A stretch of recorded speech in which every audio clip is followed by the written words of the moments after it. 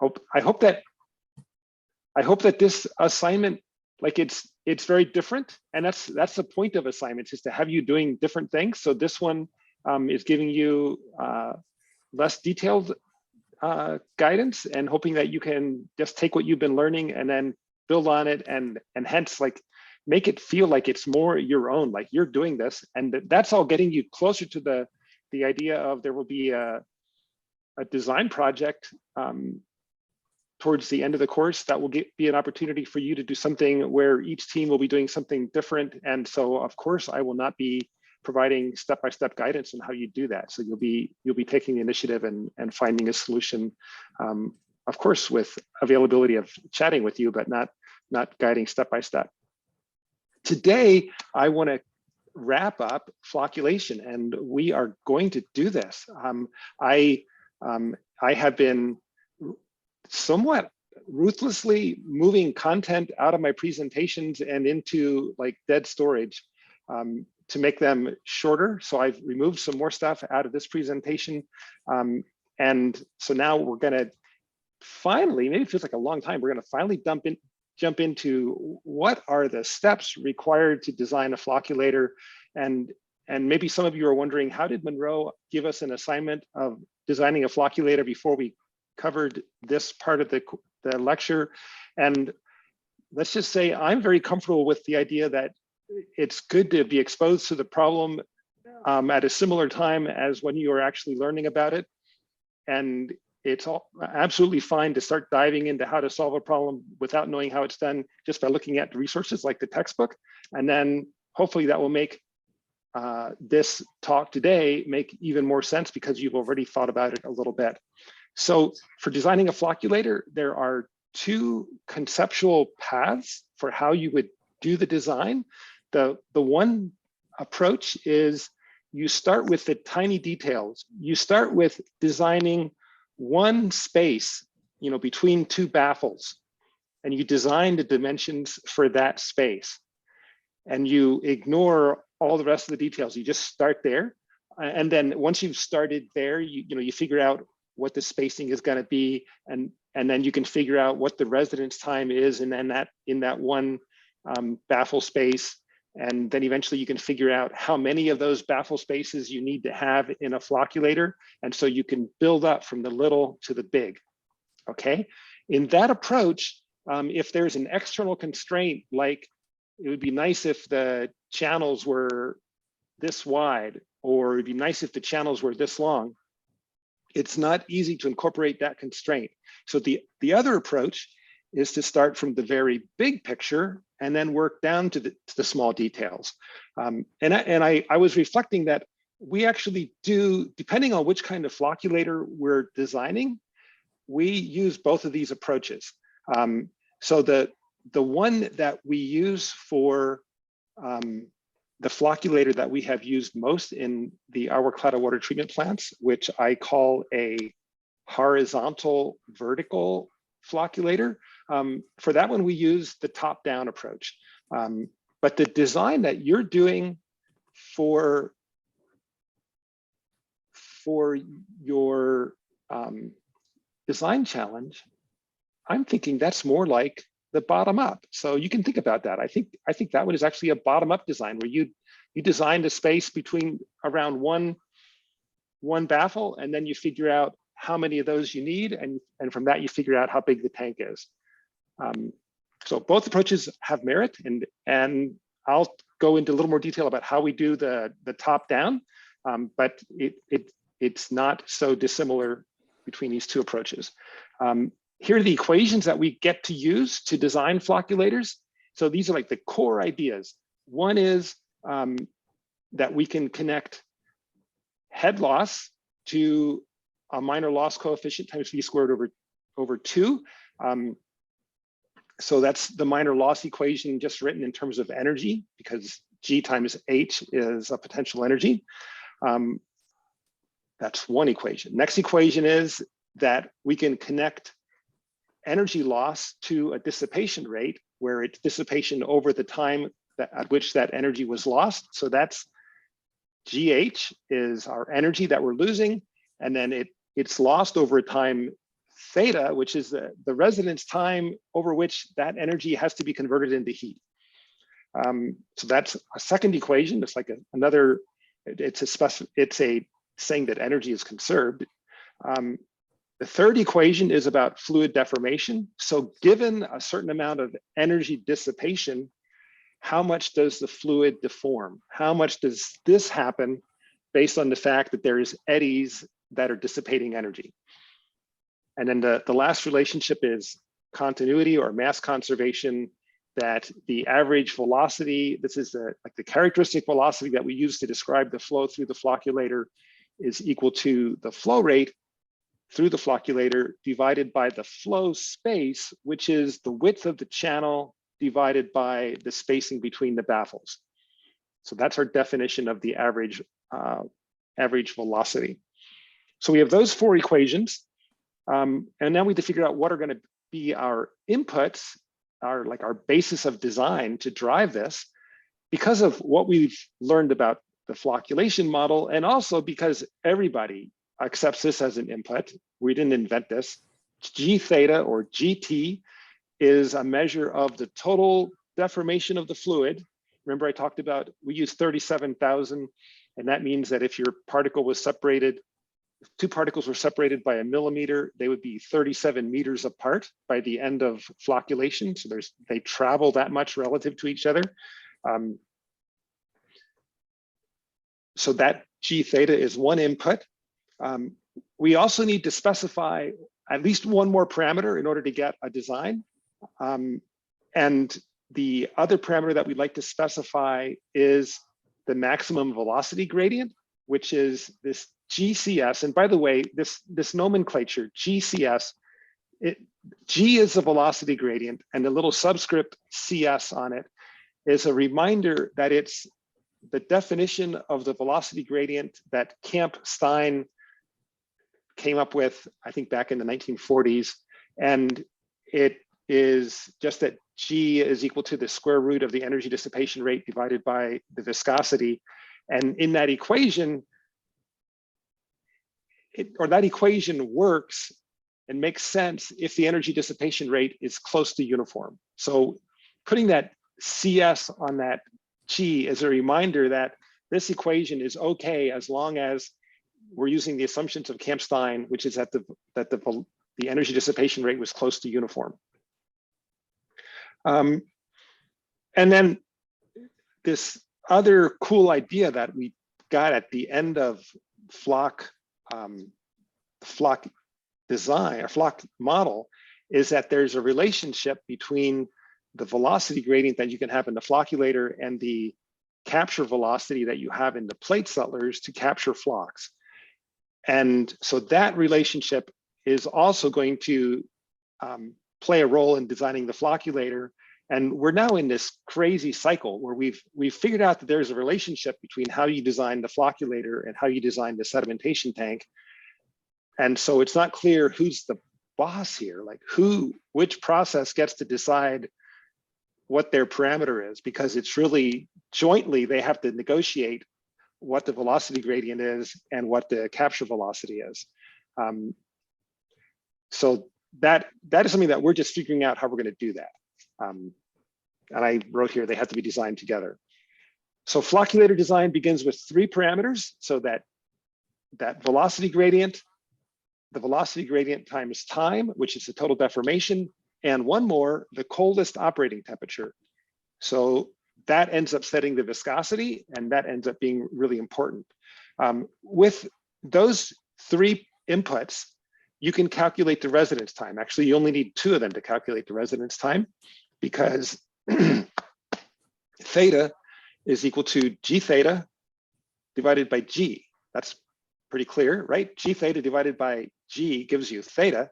And so that's the residence time. Wasn't that sweet? You immediately know what the volume of your reactor is, because the volume is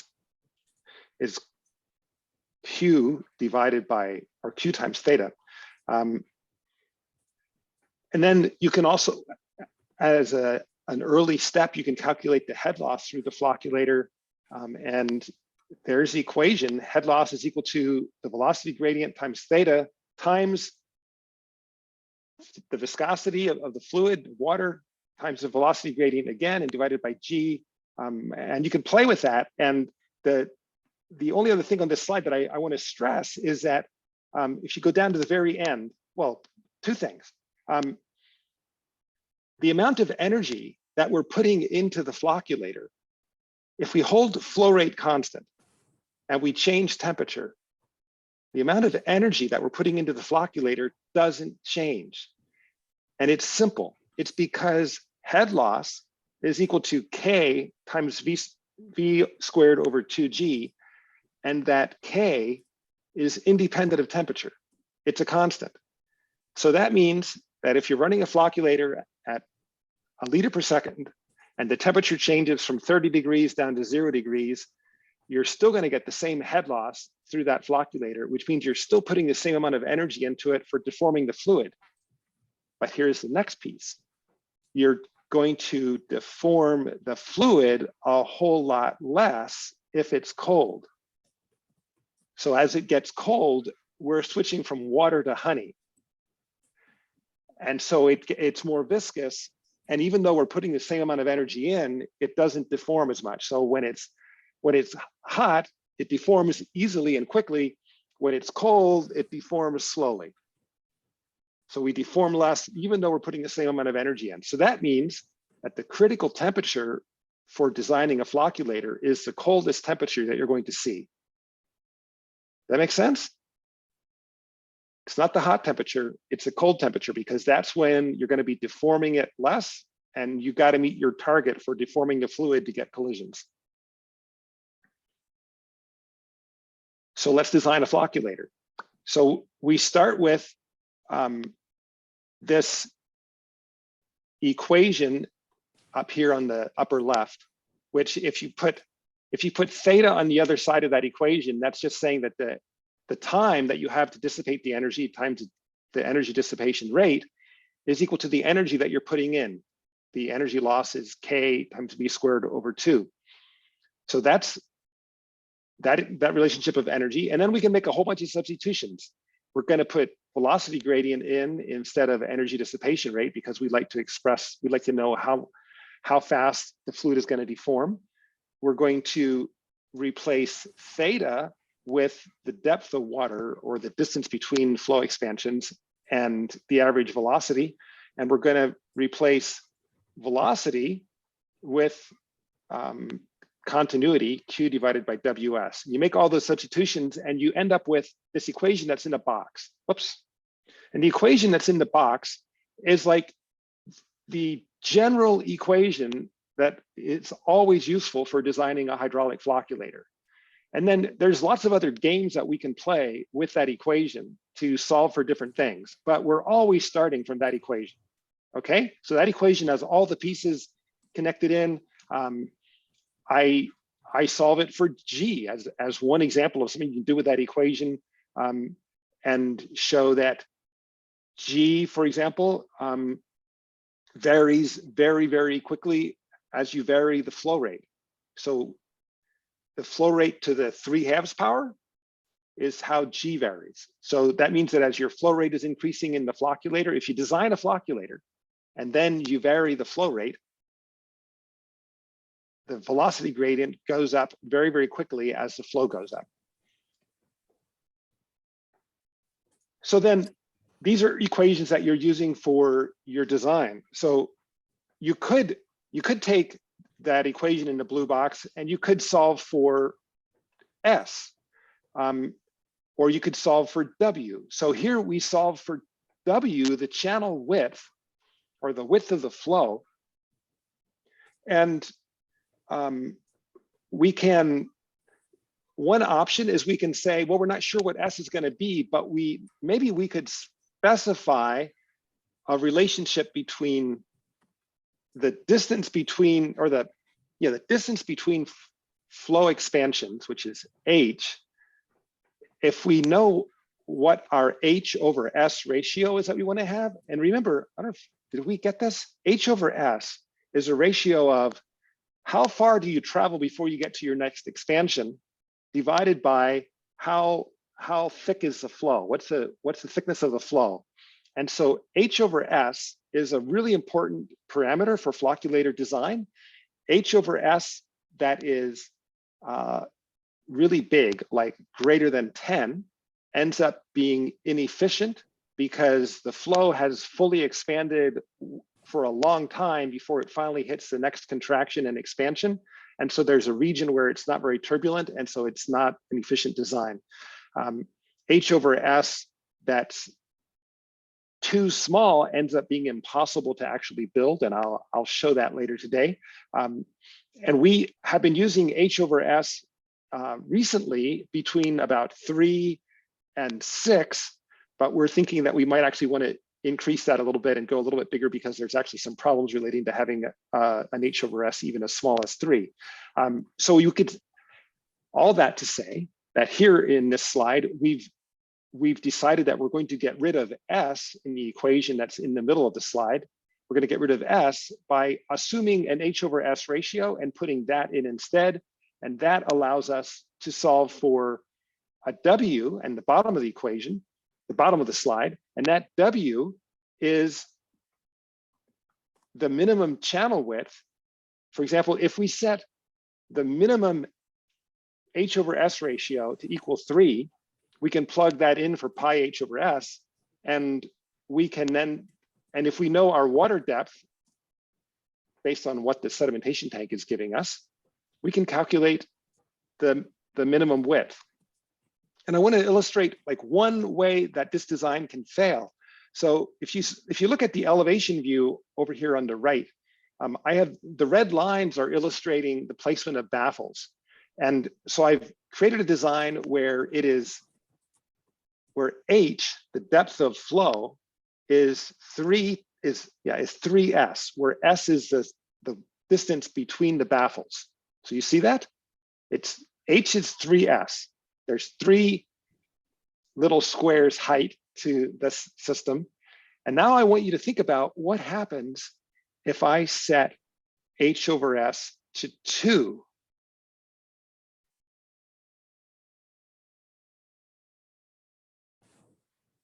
Or to 1.5. You see what starts to happen? The baffles start only poking. If I do H over S is 3, looks like this, where the baffles overlap. H over S is 2, they're going to be like this. And H over S is 1.5, they're going to be like this, and there's going to be a place in the middle where the flow can go right through without going around the baffles.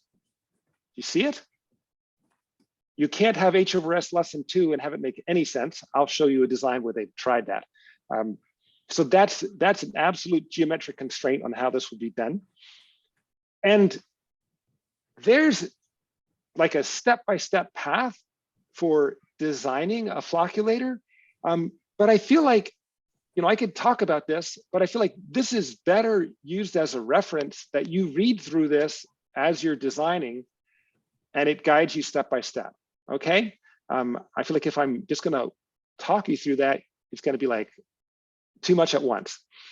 So that's there for a reference. Now I want to talk about the fact that the design of these flocculators really changes dramatically depending on what the flow is that you're trying to treat. And this is an evolution that has taken us many years to figure out how this evolves. So this first one is a tiny flocculator that would treat between 0.5 liter per second and maybe up to 20 liters per second. We're not actually sure where that top boundary is. And this flocculator has flow that at the big scale, the flow is going down one channel and then up the next channel. So you see that in this picture here, flow is going down one channel and then across in between and then up the next channel. And then over to the next channel and down. So it's up and down, up and down, up and down. So that's vertical. That's the first word, it's vertical. And the second word, it's horizontal. At the smaller scale, as it's going down, it's going back and forth and back and forth and back and forth, and then over to the next channel, and then back and forth as it goes up. Got it? So it's vertical and then fine scale back and forth, so horizontal. So that's a vertical horizontal flocculator. These will be used for small plants.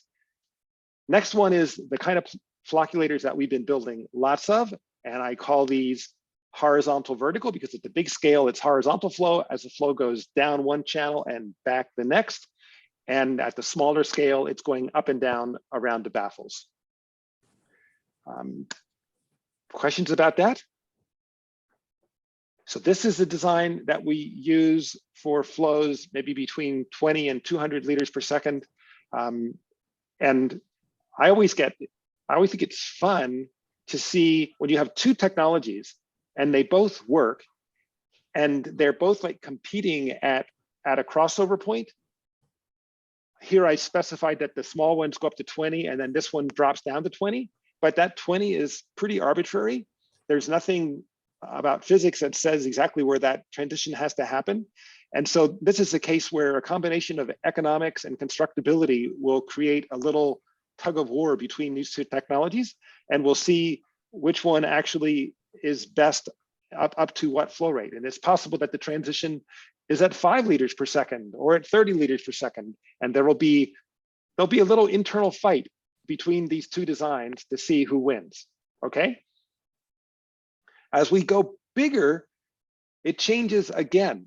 And this is now the flocculator that you're designing for your design challenge. Although you're designing one of these, this is some students previously designed 10 flocculators acting in parallel, each of them treating, I'm trying to figure out, is that 20 liters per second total? And now I don't remember. I think that was 20 kiloliters per second total, which is a big number, 20,000 liters per second. This was for a design for a plant for Los Angeles that we were playing with. So in this flow, or in this type of flocculator, the flow is all horizontal. It's horizontal down the length of a channel, and it's horizontal back and forth around the baffles as it goes down the channel. Those three different designs are all done to keep like scales of things reasonable, and to think about how a human is going to fabricate it, and to not end up with ridiculously deep tanks,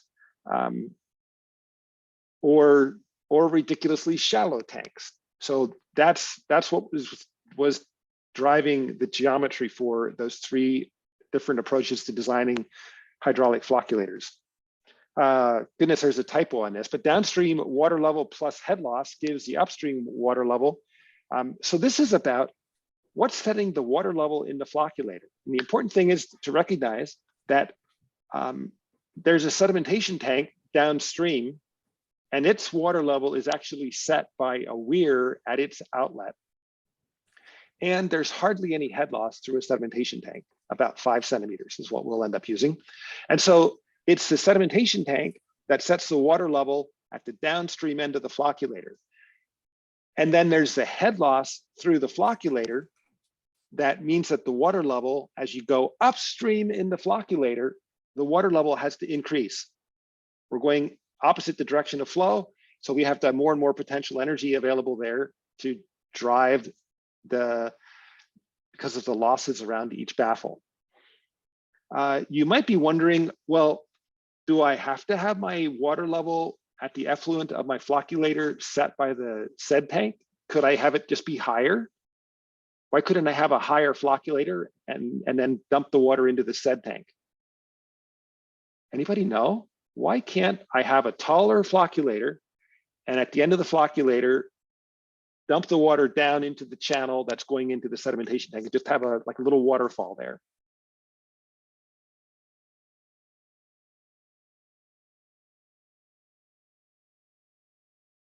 I think, what would go wrong if you did this?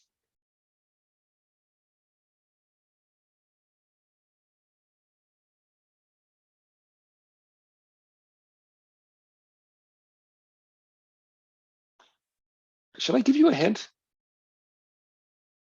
Yeah, Hannah says yeah. The purpose of the flocculator is to make flocks.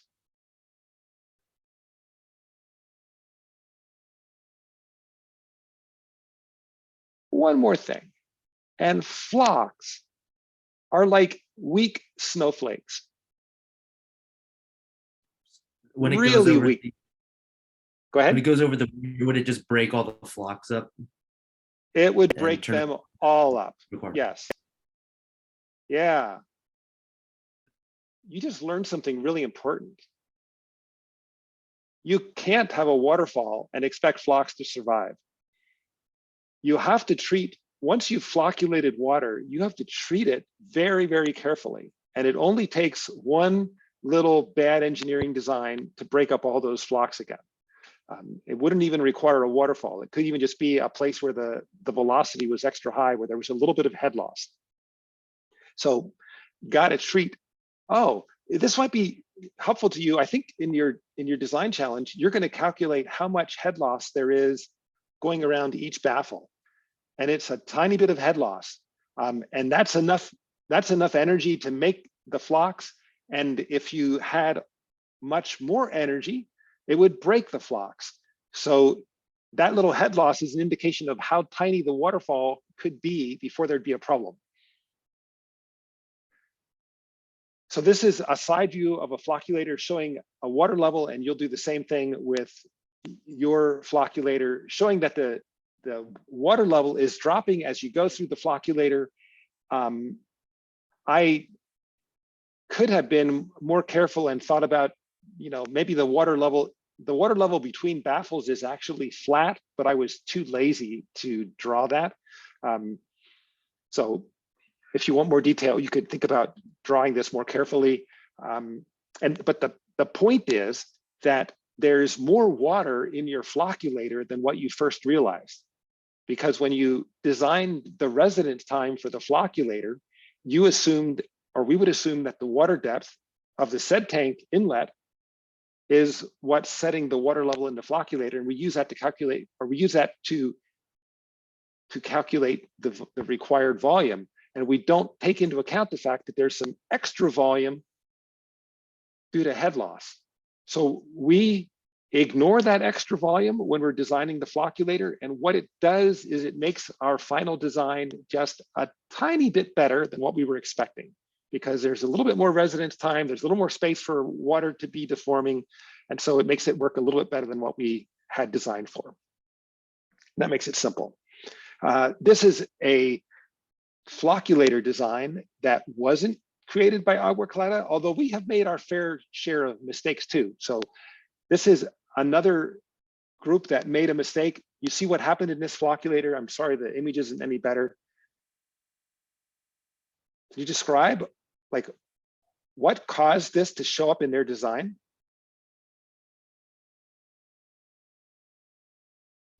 What do you think about H over S? The ratio is too small. Yeah, their H over S ratio is too small. It was actually less than 2. And so there's no overlap. We wanted something like this where the water was forced to go around the bend, and instead we have this. And now, even though you might really like it if the water would go around those bends, the water isn't listening to us. The water is doing what's easiest. And the easiest thing to do is to go straight down that channel, right down the middle. And it happily does this. And that is a terrible flocculator. Okay, now you won't make that mistake, right? You will make sure that when you design the flocculator, the water has to follow the path that you want it to follow. Here's a view of another flocculator to show that there are many ways of making this. This is another horizontal flow flocculator. So we're looking down on the top of this relatively small thing. You can see those are boards. So those boards are probably 3/4 of an inch thick. And you can see that they have a path so that the water has to go around one set of boards end to end. See that path? So this is the same thing that you're designing for your design challenge, except your design challenge is at a much bigger scale. Okay, so now we're at the fun part. we're going to do a little exercise where I want you to think about what you've been learning about flocculators, and I want you to reflect on how many expansions are there in parallel in the designs that we've been talking about. So that's the first question. How many flow expansions are there in parallel? And then I want you to think about, well, why don't we try having multiple flow expansions in parallel, meaning that the water has an option of going through multiple paths. Each path has its own flow expansion and contraction, or contraction and expansion, but there are many paths in parallel. And I want you to think about what happens if you have many paths in parallel. I want you to think about how you might invent a flocculator that would use that idea of many paths in parallel. So how would you make it? And what would it look like? And then what insight do you have about if you have many expansions in parallel, what happens to the distance between the expansions? So how closely spaced do you have to have the flow expansions as you increase the number of expansions in parallel? Wow, so that might be a big chunk to think about. But what I want to do is I want to send you into rooms soon. But before we send you into rooms, I'll let you have an opportunity if you want to ask a question about this challenge that I'm having you think about. Feel free to ask any questions. And Patrick, 4 or 5 rooms, and you should have all received the link.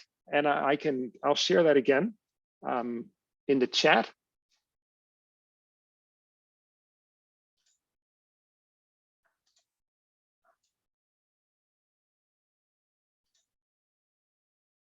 So questions? So there's a page in this document for each of you. Oh, it's already there. Very nice. I would love to come to Bowls. How do you say that? Bowls? I would love to come to Bowls. Sorry, not today. So there's a document. You can all work directly in that document. Each team will just pick one page and go for it. So I had the team 1, 2, 3, 4, 5 labeled. Any questions before you get started about what this idea means of flow in parallel? The room should be good. The bowls group threw me off a little bit, so I adjusted accordingly. Excellent, excellent. It was good to put them all in the same room.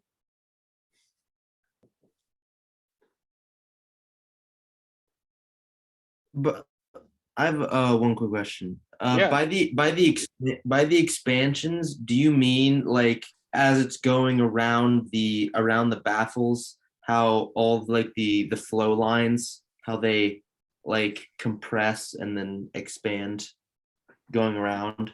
Yeah, so that's one flow expansion. And all the water Okay. is going through that one flow expansion, and there's multiple of those in series. What if you had lots of them in parallel? Okay. Okay. Gotcha. Thank you. Hey Monroe, we're having everybody has access denied to the document you sent us. Why?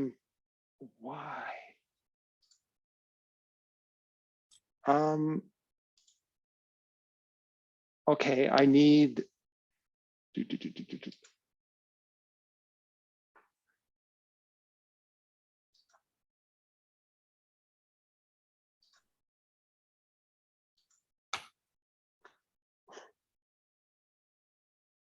How did I do this the other day that it worked?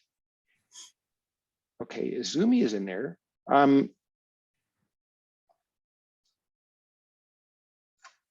You have complete access denied. Okay, so I'm going to try sharing again. Yeah, the link, I see that now. I wonder if the issue is where this is located. No, it's at the right place.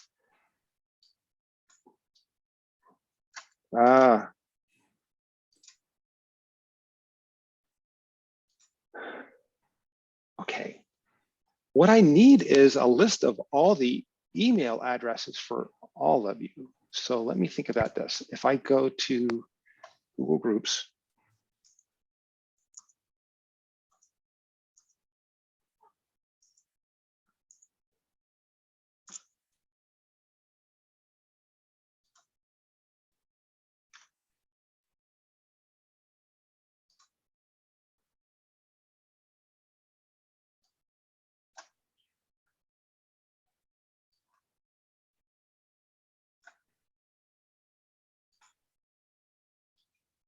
Hello. How yeah. they are still having